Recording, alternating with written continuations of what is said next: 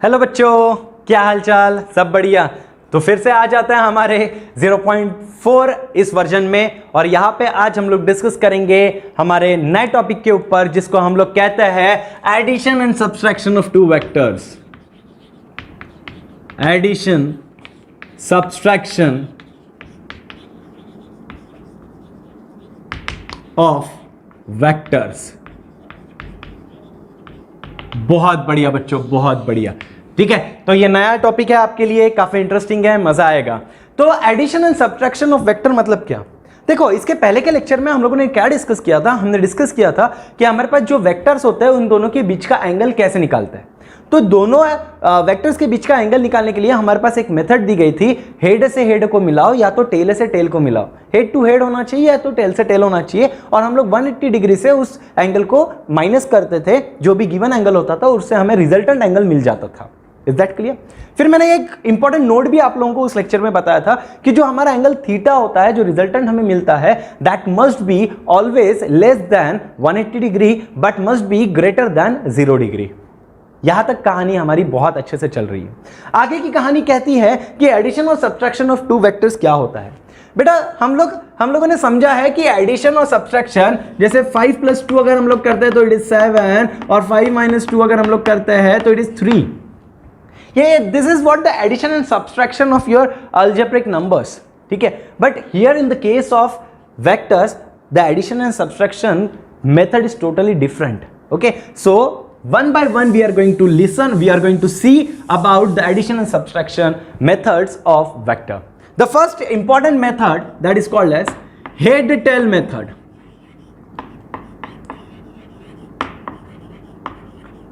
Okay, कौन सी method है? Head tail method. The second most important method is called as parallelogram method. Parallelogram method. बहुत बढ़िया बच्चों, बहुत बढ़िया। The next method, that is the third one, is called as triangle method, और in another words we can say that it's a parallelogram law और triangle law. Okay, so basically what is law ना? Law क्या होता है? Law वो होता है जो साइंटिस्ट लोगों ने ऑब्जर्व किया और उनको जो दिखा वो देखी हुई चीज उन्होंने अपने किताब में लिख ली, और वो जो लिखी हुई चीज है उनको उन्होंने नाम दे दिया लॉ, कि भैया मैंने ये देखा है और ये ऐसा ही होने वाला है। जैसे आप मुझे जैसे मोबाइल है, तो मोबाइल को आप देखते हो, तो यार मोबाइल में अगर मैंने बोल दिया कि उसमें क्या क्या फंक्शन है, तो जो आप देखोगे वही आप बताओगे। तो जो आपने देखा उस मोबाइल के फंक्शंस जो आपने बताए, वो मैं समझूंगा कि वो लॉ है, कि वो वैसा ही वर्क करता है। कहानी क्लियर है? बहुत बढ़िया, बहुत बढ़िया। तो आज हमारे इस पर्टिकुलर लेक्चर में हम लोग डिस्कस करेंगे हेड टेल मेथड। आज हमारी ये सबसे पहली मेथड हम लोग डिस्कस करेंगे। So what is head tail method? चलो ध्यान दो। सो हेड टेल मेथड को हम लोग डिस्कस करते हैं। Yes, what is head tail method? Head tail method कहता है कि अगर किसी भी चीज का आपको एडिशन सब्ट्रैक्शन करना है वेक्टर का, तो उसका बेसिकली आपको निकालना पड़ता है रिजल्टेंट। मैंने कहा ना, रिजल्टेंट मतलब आपका आंसर। ठीक है, हमें रिजल्टेंट फाइंड करना है। ठीक है, अब ये जो रिजल्टेंट फाइंड करने के लिए हम क्या कर रहे हैं? हेड टेल मेथड बोल रहा है। तो आपके पास अगर कोई दो वेक्टर है, this is what vector A, ठीक है, ये वेक्टर है ए। ठीक है, तो पहले वेक्टर के, पहला वेक्टर कौन है? ए। पहले वेक्टर के, चलो पहले दूसरा वेक्टर बना लेते हैं, वेक्टर बी। ये ऐसा दिया गया है, ठीक है, ऐसा दिया गया है, ऐसा। ओके, कंडीशन ऐसी होगी। ठीक है, तो एंगल बिटवीन टू वेक्टर्स निकालने बोला तो आप इसको इधर शिफ्ट कर सकते हैं या इसको इधर निकल, बट आपको रिजल्टेंट निकालना है कौन सा? एडिशन सब्ट्रैक्शन का। एंगल निकालने के लिए नहीं बोला है।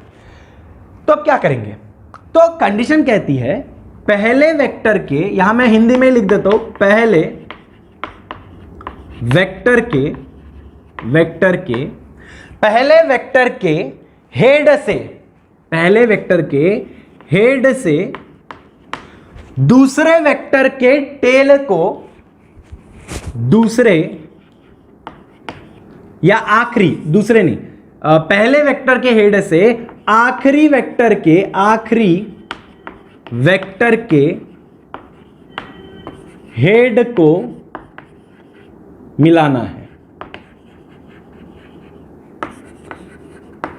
ठीक है, कंडीशन है। ठीक है, तो कैसे मिलाना है? तो कुछ नहीं करना है, पहले वेक्टर के मतलब मिलाना है, मतलब पहले वेक्टर के हेड से आखिरी वेक्टर के हेड को मिलाना है टू फाइंड रिजल्टेंट। ठीक है, तो कैसा? ये ऐसा, पहले वेक्टर का हेड आखिरी वेक्टर का टेल, इसको ऐसे मिलाना है, ये है। कहानी समझ में आ गई? तो ये रहेगा हमारा रिजल्टेंट आर, ये रहेगा हमारा रिजल्टेंट आर। पहले वेक्टर के हेड से आखिरी वेक्टर के टेल को जोड़ना है, तो उसको हम लोग बोलेंगे रिजल्टेंट आर। तो ये वाला आंसर मेरा रिजल्टेंट आर रहेगा। और ये निकालने के लिए हमारे पास एक फार्मूला दिया गया है, ठीक है, बाय पाइथागोरस थ्योरम। ठीक है, बाय पाइथागोरस थ्योरम हम इसे कैलकुलेट कर सकते हैं। तो पाइथागोरस थ्योरम से हम कैसे निकालेंगे? आर स्क्वायर इक्वल्स टू ये वाला, ठीक है, लेट अस कंसीडर ये ए है, ये बी है, ये ओ है, बी है, ए है, तो ये O A square plus O B square. ठीक है, तो बाय यूजिंग दिस फार्मूला हम लोग इसका रिजल्टेंट निकाल सकते हैं। कहानी एकदम क्लियर है, बहुत बढ़िया कहानी चल रही है, कोई दिक्कत नहीं है उसमें। तो हमारा रिजल्टेंट एकदम इजीली और अच्छे से निकलेगा। और ये रिजल्टेंट जो होता है, this resultant is always in mod, क्योंकि वो हमेशा पॉजिटिव मिलेगा।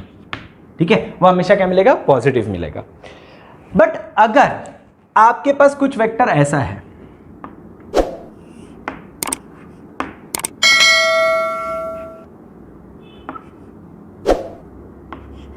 ध्यान देंगे, ये वेक्टर ए है और ये वेक्टर बी है, और आपको बोला है कि रिजल्टेंट निकालो, आपको बोला है कि फाइंड आउट रिजल्टेंट। ठीक है, अब क्या करना है कि पहले वेक्टर के हेड से आखिरी वेक्टर के टेल को मिलाना है, तो मिला दिया, तो ये हमारा रिजल्टेंट बन गया। ठीक है, अब यहां पे आपने देखा कि ये 90 डिग्री है, तो आपने बाय पाइथागोरस थ्योरम ये वाला फार्मूला लगा दिया और रिजल्टेंट को निकाल दिया, इसलिए कोई प्रॉब्लम नहीं हुई। बट यहां अगर आपने ऑब्जर्व किया तो यहां पे 90 डिग्री नहीं है, तो हम पाइथागोरस थ्योरम यहां पे लगा नहीं सकते। अगर मैं वहां पे पाइथागोरस थ्योरम नहीं लगा सकता, हालांकि ये 90 डिग्री नहीं है, तो फिर मैं क्या कर सकता हूं sir? What can I do? तो हमारे लिए हेड टेल मेथड में एक फार्मूला है, that is called as r square equals to a square plus 2ab, sorry, r square equals to a square plus b square plus 2ab cos theta. ठीक है, formula क्या है हमारा? Formula है r square equals to a square plus b square plus 2ab cos theta. क्या बात है sir, मतलब अगर 90 डिग्री है तो पाइथागोरस लगा दो, 90 डिग्री नहीं है तो हम ये लगा देंगे। कहानी समझ में आ रही है? कहानी समझ में आ रही है? पक्का 100%। अब काफी इंटरेस्टिंग चीज हम लोग यहां पे डिस्कस करेंगे, हम लोग एक दो न्यूमेरिकल सॉल्व करेंगे, क्योंकि आपको धीरे धीरे समझ में आएगा कि कैसे उसकी वैल्यू है, कैसे डेप्थ में जाएंगे। ठीक है, चलो एक इंटरेस्टिंग चीज मैं आपको बताता हूं। मुझे बताओ बच्चों, ये ए वेक्टर है, ये बी वेक्टर है, नाम ले रहे हैं वेक्टर। अगर वेक्टर है तो दो लोग जुड़े हुए हैं, एक कौन? वैल्यूज मतलब कि मैग्नीट्यूड, और एक कौन? डायरेक्शन, बराबर। अब वैल्यूज तो हम लोग बार बार निकाल रहे हैं, देखो ये वैल्यूज निकलेंगी, आर निकल रहा है, वैल्यूज निकल रही है। ठीक है, अब मुझे एक बात बताओ कि वेक्टर ए और वेक्टर बी का आंसर है वेक्टर आर। ये देखो, इट इज वेक्टर आर, इसका आंसर है वेक्टर आर। अरे दो वेक्टर को मिला के जब उसका आंसर मिलता है तो वो वेक्टर ही मिलता है, वो दूसरा कुछ नहीं मिलता। तो वेक्टर आर मिला, तो वेक्टर आर जो हमारा है ये एक वेक्टर है, और वेक्टर है तो उसका वैल्यूज भी है और उसके डायरेक्शंस भी है। तो हम लोग वैल्यूज तो निकाल रहे हैं बाय यूजिंग दिस फार्मूलास। ठीक है, हम लोग मैग्नीट्यूड, हम लोग नंबर तो निकाल रहे हैं बाय यूजिंग दिस फार्मूला। ठीक है, एग्जांपल के तौर पे समझ लेते हैं कि आपके पास वेक्टर ए की जो वैल्यू है ये लेट अस कंसीडर 5 है, और वेक्टर बी की ये जो वैल्यू है ये 3 है। तो आप कैसे निकालोगे? आप क्या करोगे? Are square equals to O A कितना है? 5, तो 5 स्क्वायर प्लस ओ बी कितना है? 3 स्क्वायर। तो टर्म क्या बन गई? R square equals to 5 5 25 plus 3 3 9। तो ये कितना मिल जाएगा? R square equals to 25 plus 10 हो गया 35, और ये बन गया 34। ठीक है, तो आर की वैल्यू कितनी मिली? आर की वैल्यू मिली आपको √34। समझ में आ रहा है? पक्का अरे वही आ रहा है ना, हाँ 100%। तो √34 आपको आर की वैल्यू मिल गई। ये जो आर की वैल्यू मिली है √34, ठीक है, ये आपका कौन है बच्चों, ये कौन है? It is called as values, it is called as number, it is called as magnitude. कहानी समझ में आ रही? कहानी समझ में आ रही? आपने तो नंबर निकाल दिया, बट हालांकि ये वेक्टर आर हमारा वेक्टर है तो उसका डायरेक्शन भी होगा।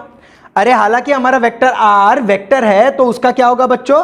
डायरेक्शन भी होगा, 100% होगा। और अगर उसका डायरेक्शन है, ठीक है, तो उसका डायरेक्शन भी निकालना पड़ता है। मतलब ये फार्मूले से, या तो ये फार्मूले से हम लोगों ने नंबर निकाल दिया, बट दूसरा एक हमारे पास फार्मूला है जिससे हम लोग क्या निकाल सकते हैं बच्चों? जिससे हम लोग उसका क्या निकाल सकते हैं? डायरेक्शन निकाल सकते हैं। ठीक है, क्या निकाल सकते हैं? डायरेक्शन। तो वो जो दूसरा फार्मूला है वो कौन सा है? तो वो फार्मूला होता है tan alpha is equals to b cos theta, sorry b sine theta upon a plus b cos theta. ठीक है, आएगा, धीरे धीरे समझेगा, मैंने सिर्फ फार्मूला बताया है। ये कैसे आता है, किस ढंग से आता है, वो मैं आपको सारा बताऊंगा हमारे डाउट सेशन में भी और हमारे वीडियो लेक्चर्स में भी। कहानी समझ में आ रही है? कहानी समझ में आ रही है? ठीक है, तो tan alpha is equals to b sine theta upon a plus b cos theta, इससे हम लोग पता कर सकते हैं डायरेक्शन। तो ये फार्मूला काय के लिए है? To find magnitude. और ये फार्मूला काय के लिए होता है? To find direction. कहानी समझी? पक्का 100%। तो दो हमारे पास डिफरेंट फार्मूलेस बन गए। ठीक है, मतलब भैया आर रिजल्टेंट ये जो है हमारा, ये वेक्टर है, तो वेक्टर है तो भैया उसके दो चीजें होंगी, एक वैल्यूज होंगी और एक डायरेक्शन होगा। मतलब मैग्नीट्यूड होगा या तो उसका डायरेक्शन होगा। तो मैग्नीट्यूड के निकालने के लिए, नंबर निकालने के लिए ये फार्मूला ले रहे हैं, और डायरेक्शन पता करने के लिए हम लोग ये वाला फार्मूला ले रहे हैं। पक्का? कहानी समझी? 100%। चलो एक छोटा सा एग्जाम्पल, ये तो एग्जाम्पल ले लिया, एक छोटा सा और एक एग्जाम्पल ले लेता है। चलो एग्जाम्पल पता करता है कि आपको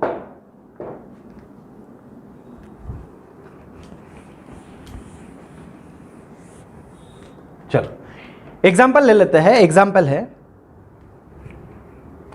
कि आप गाड़ी से ए पॉइंट से निकले और ईस्ट की तरफ 4 मीटर गए, गाड़ी से नहीं पैदल निकले, और फिर साउथ की तरफ 3 मीटर गए। ठीक है, और वापस ईस्ट की तरफ 4 मीटर गए, और वापस साउथ की तरफ 3 मीटर गए। ठीक है, आप ए से निकले और इस बी पॉइंट पे पहुंचे, और आपको बोला है कि पता करो कि इसके बीच का रिजल्टेंट कितना है। ठीक है, आप कहां से कहां कैसे निकले? आप ए से यहां तक ईस्ट की तरफ गए 4 मीटर, फिर आप साउथ की तरफ गए 3 मीटर, फिर वापस ईस्ट की तरफ गए 4 मीटर, वापस साउथ की तरफ गए 3 मीटर। और आपको क्या बोला है कि आपको निकालने के लिए बोला है रिजल्टेंट। तो आप रिजल्टेंट कैसे निकालोगे? तो पहले वेक्टर के हेड से दूसरे वेक्टर के टेल को जोड़ दो। तो ये हमारा जोड़ने का ये तरीका है। जो भी पहला वेक्टर है उसके पॉइंट से तो आखिरी वेक्टर के पॉइंट तक जोड़ दो। ये हमारी कंडीशन है, तो ये हमारा मिल गया रिजल्टेंट। ठीक है, अब अगर इसको प्रॉपरली ऑब्जर्व करेंगे तो ये वाली लाइन और ये वाली लाइन, ये दोनों अगर जोड़ देंगे तो हमें ये कितना मिल जाएगा? 8 मीटर। फिर ये नीचे गया, ये नीचे गया, ये दोनों जोड़ दोगे तो ये कितना मिल गया? 6 मीटर। मतलब आपका जो वेक्टर बना वो यही बना रिजल्टेंट आर। समझ में आ रही कहानी? समझ में आ रही? ठीक है, ऐसे क्वेश्चन आएंगे, इंटरेस्टिंग है। ठीक है, फिर ये रिजल्टेंट आर निकालने के लिए आप क्या करोगे? Are square is equals to 8 square plus 6 square. So therefore r square is equals to 8 square कितना होता है? 64। 6 स्क्वायर कितना होता है? 36। तो therefore r square is equals to 64 plus 36 कितना मिलेगा? 100। So therefore r is equals to कितना बन जाएगा? Therefore r is equals to 10 metre. ठीक है, तो ये मिल गया हमें रिजल्टेंट आर। अब हमें रिजल्टेंट आर मिल गया, मतलब वैल्यूज मिल गई। बट अगर आपको फाइंड आउट करने के लिए बोला, क्योंकि वेक्टर है, वेक्टर मिला ना, आर ये वेक्टर है हमारा, अगर वेक्टर मिला 10 मीटर तो ये उसका सिर्फ क्या मिला? वैल्यूज मिला, उसका मैग्नीट्यूड मिला। बट आपको उसका क्या फाइंड आउट करना होता है? डायरेक्शन भी। तो डायरेक्शन फाइंड आउट करने के लिए हमारे पास फार्मूला है tan alpha is equals to b sine theta upon a plus b cos theta. अब ये फार्मूले से हम लोग क्या करेंगे, डायरेक्शन पता करेंगे, बट ये अभी आपको एकदम से नहीं समझेगा। इसे फाइंड आउट करने के लिए हमारे लिए और एक कॉन्सेप्ट को समझना बहुत जरूरी है, ठीक है, वो मैं आपको नेक्स्ट लेक्चर में एक्सप्लेन करूंगा। तो आज के लिए इतना ही काफी है। एडिशन सब्सट्रैक्शन मेथड के हमारे 3 मेथड है, हेड टेल मेथड है, पैरेललोग्राम मेथड है और ट्रायंगल मेथड है। तीनों में से मैंने आज आपको सबसे पहली मेथड एक्सप्लेन कर दी है, that is called as head tail method. आप पॉज करेंगे और पूरा एकदम प्रॉपरली लिख लेंगे, आपके ओन लैंग्वेज में लिखना। जैसे मैंने वो लिखा था कि पहले वेक्टर के हेड से आखिरी वेक्टर के टेल को जोड़ना है, ये अपने लैंग्वेज में लिखो, इससे याद रहता है। ओके, सो मिलते हैं हमारे नेक्स्ट वीडियो लेक्चर में। Thank you so much, bye bye.